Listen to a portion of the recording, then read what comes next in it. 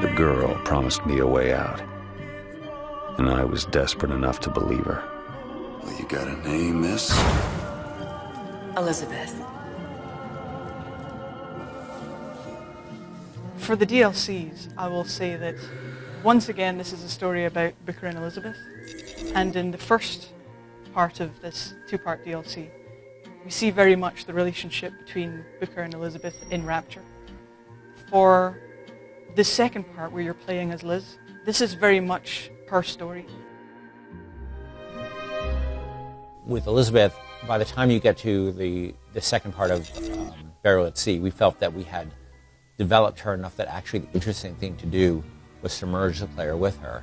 She's got a sort of different role to play in Burial at Sea in terms of where she is at in her arc, but we thought it was very important, especially, and I'm not going to say what happens, but the end of the first Burial at Sea, that Elizabeth goes through another sort of realization, and to put you then in her shoes we thought was going to be something very powerful. With the player getting the opportunity to see how Liz is experiencing the world through first person, we have to be ever so careful to not betray what the player has already experienced of Liz in Infinite and what they're going to experience of Liz in the first part of the DLC.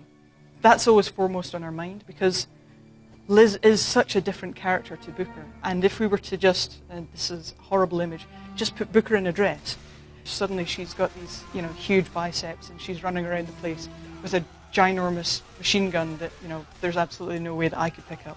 And she's just mowing down people after wave of enemies. Then that would be the most awful betrayal of what we're doing for Liz, and players would just feel like it was a cheap way out, and it's not something that we want to do. So we don't have all of the answers yet for it, but we're very, very much aware of all of the dangers that we need to try and avoid. So Elizabeth has to take things more from the side view. She needs to be kind of thinking in a roundabout way of how to deal with her enemies. And sometimes that might mean completely bypassing the enemy entirely, because she doesn't need to. It may mean in other situations using the enemy's strength against them. There's all of these different kinds of ways of being more thoughtful, and I hesitate to say it, almost more feminine way of approaching a problem where there's all of these people and they have the advantage in strength. But Elizabeth has the advantage in smarts. So how that pans out and how that, plays the environment, I'm awfully excited to do. It'll be fantastic.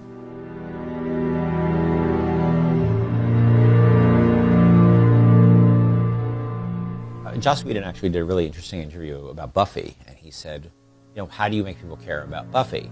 She's the superhero, she's all powerful, and he said, you don't put her in physical danger, you put her in emotional danger, because you care so much about the character and you want things for her. There's lots of kinds of risk out there, lots of kind of danger, and lots of things that challenge us, and generally on the everyday experience, most people aren't in physical danger, but there's still stakes, still very large stakes.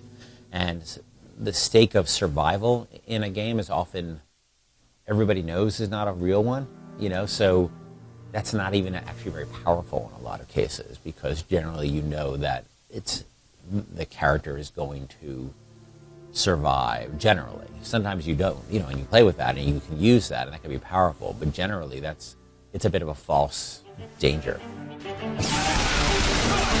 Some things for the playable Liz will have to be the same.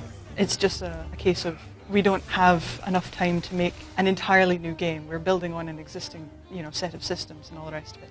We're not, all of a sudden going to go, it's going to be a top-down game. This is not something that we're going to take on here. However, I will say that more than anything, we are trying to focus on making sure that the feel of playing as Elizabeth and just moving through the environment is a very different experience, both in the way that the player interacts with their control pad or their mouse and keyboard, and in the way that the player is thinking about the environment. Because they say that most of the game is played in the player's mind. It's almost like we want to take some of what we moved on from in BioShock 1 and bring some of that back, where the environment is very much this threatening character in the world, and you're understanding that this environment has some malice to it, and you're always unsure whether or not it's going to come round and get you, or if there's going to be someone round the next corner.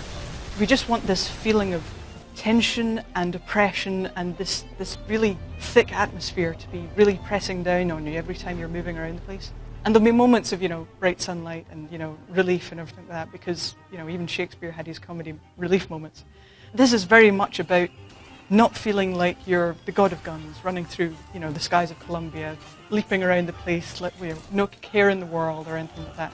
This is very much grounded. This is very much intimidating and feeling like it's rich and full. And Elizabeth should feel like this is part of the world and it is out to get her. She can't just take it easy and just saunter through it all. It's not going to work that way.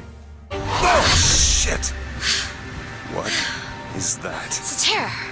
Elizabeth and her tear abilities are not necessarily a win button. She has an understanding of this universe and the various universes that she can visit, and she knows, once again, constants and variables. There are some things that she can change and some things that just won't make a difference if she changes them or not. So she is not entirely godlike in her abilities. She will have far more, powerful ways of interacting with the world than we saw in, Infinite proper. But at the same time, it won't just be a case of walking into the space and going, I'm just going to press a button and now happy ending for everyone.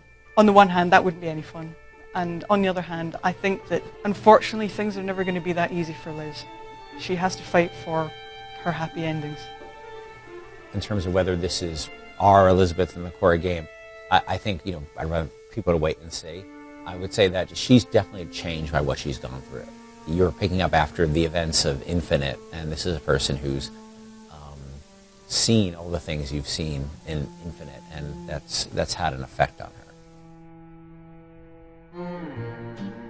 Liz in Rapture is very much a continuation of the Liz that we saw in Infinite. This is not some brand new, we have no idea who this person is. We're going to be learning an awful lot more about the Liz that we meet in Rapture. She's got an awful lot more to give in that respect. She's got some depth to her that I think will surprise players in incredible ways. She's going to keep surprising players. There's no way that you're going to be sat there thinking, oh yeah, I can see that coming.